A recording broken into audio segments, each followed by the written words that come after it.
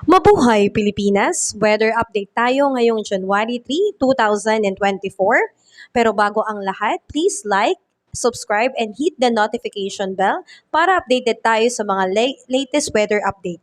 Ito na nga po ang ating weather update ngayong araw na to, January 3, 2024, unang araw ng pasukan sa mga pampublikong paaralan. Kaya naman ating alamin ang panahon ngayong araw na to. Ito ay mula sa DOST Pag-asa. Ito po ang hypnosis. Northeast monsoon ay nakakaapekto sa northern at central Luzon. Easterlights naman po ay nakakaapekto sa ilang bahagi ng ating bansa.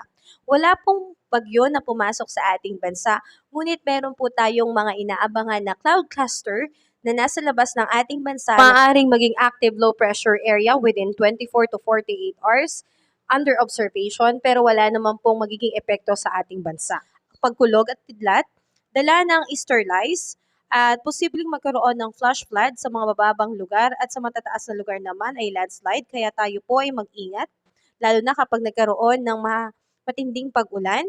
Sa area naman ng Cagayan Valley at Apayao, magkakaroon ng cloudy sky at pag-ulan din dala ng northeast monsoon at posibleng magkaroon din ng baha at landslide, kaya patuloy pa rin tayong mag-ingat. At sa area naman ng Manila, Ilocos Region, Central Luzon, Calabarzon at the rest of Cordillera Administrative Region, magkakaroon ng maulap na panahon at manakanakang pag-ulan dala ng northeast monsoon, kaya patuloy pa rin tayo maghanda at magdala lagi ng payong kung sakasakaling umulan. At sa ilang bahagi po ng ating bansa ay magkakaroon ng maulap pa rin na panahon at manakanakang pag-ulan. At narito naman ang forecast weather conditions sa iba't ibang bahagi ng ating bansa.